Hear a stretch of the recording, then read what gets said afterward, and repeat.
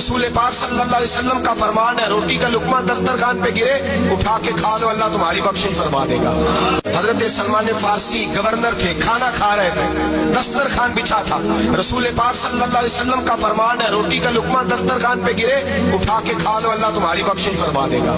دسترخوان صاف ہوتا ہے، روٹی بڑے گورنر تھے آپ، بڑے بڑے سفیر بیٹھے تھے، وزیر بیٹھے تھے، روٹی کا لقمہ گر گیا۔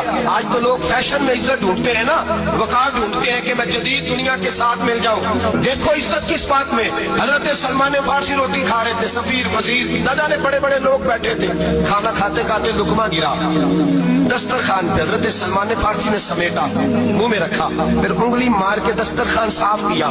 ایک صحابی کان میں کہنے لگے، سلمان کیا کر رہے ہو، کیا کر، آپ گورنر ہے، سوچئے تو صحیح، یہ لوگ کیا کہیں گے دنیا دار کے، مسلمانوں کو روٹی نہیں ملتی، اٹھا اٹھا کے کھا رہے۔ کان میں بات کی، کان میں، حضرت سلمان فارسی کان میں جواب دے سکتے تھے، کہہ سکتے تھے نہیں ایسے ہی کرنا ہے، انہوں نے کان میں بات کی، لیکن جناب سلمان فارسی اعلیٰ اعلان بولے، کہنے لگے ان 4 5 6 دنیا داروں کے لیے میں اپنے نبی کا طریقہ چھوڑ دوں، اپنے رسول کی سنت چھوڑ دوں، یہ 4 5 دنیا دار دنیا کی طرف دیکھ کے میں مصطفیٰ سے منہ موڑ لوں۔ پھر جوش جذبات میں سر سے پگڑی اتار دی، رونے لگے۔ آپ فرمانے لگے، میں مدینے کے بازاروں میں کھجوریں اتارتا تھا، نوکریاں کرتا تھا، یہ جو میرے سر پر عزت کے بال ہیں یہ محمد عربی کے اگائے ہوئے ہیں۔